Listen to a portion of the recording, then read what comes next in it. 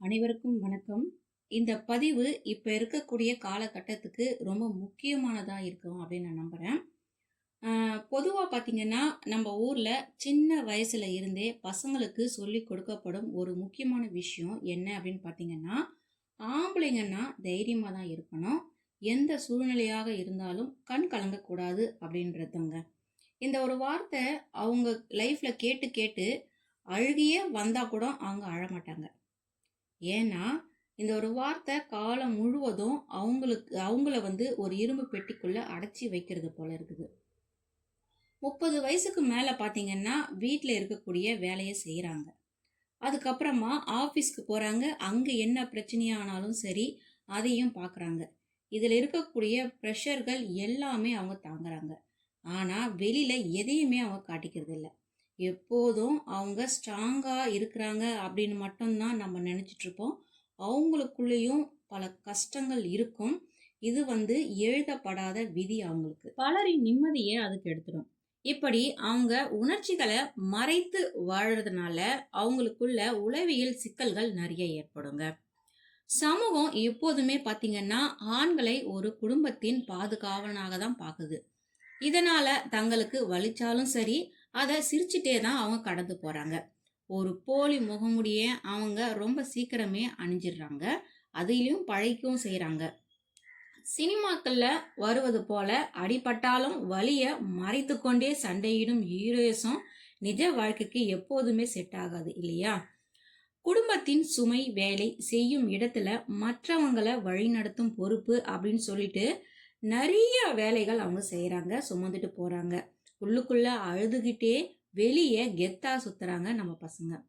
யாரிடமாவது உதவி கேட்டா அவங்க நம்ம பலவீனமாக நினைச்சிடுவாங்களே அப்படின்ற பயமும் அவங்க அடி மனசுல ஆழமா பதிஞ்சிட்டு இருக்குது.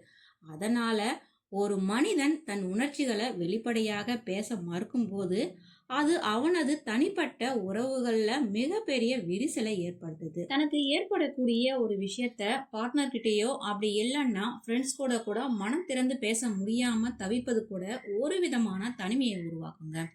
இந்த தொடர்ச்சியான மன அழுத்தம் ஒரு காலகட்டத்துல தீவிர நோய்க்கு ஆளாகிடும்.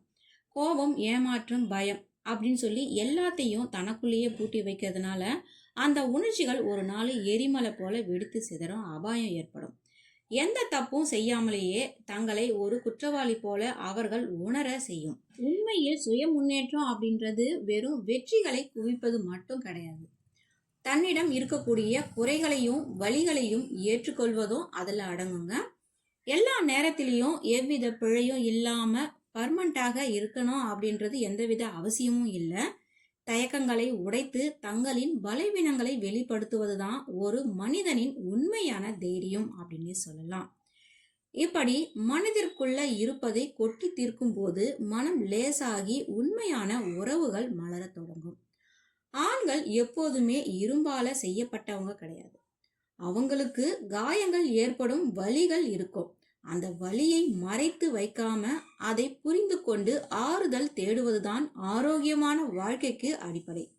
இனிமேல் உங்கள் மனதிற்கு கஷ்டமாக இருந்தால் தயங்காமல் உங்களுக்கு நெருக்கமானவர்களிடம் மனம் விட்டு பேசுங்கள். அழுகை ஒருபோதும் பலவீனத்தின் அடையாளம் கிடையாது. அது உங்களை மீண்டும் புத்துணர்ச்சியோடு எழுந்து நிற்க வைக்கும் ஒரு சிறந்த மருந்து அப்படின்னு சொல்லி இந்த பதிவை முடிக்க நான் நினைக்கிறேன். தயவு செய்து ஆண்களாக இருக்கட்டும், பெண்களாக இருக்கட்டும், கண்ணீர் விடுங்க. உங்க மனசை லேசாக்கிக்கோங்க. உண்மையான அன்பை தேடுங்க. சந்தோஷமா இருங்க. இந்த பதிவு உங்களுக்கு பயனுள்ளதாக இருக்கும் அப்படின்னு நான் நம்புறேன். அடுத்த ஒரு நல்ல பதிவுடன் நான் உங்களை சந்திக்கிறேன். நன்றி, வணக்கம்.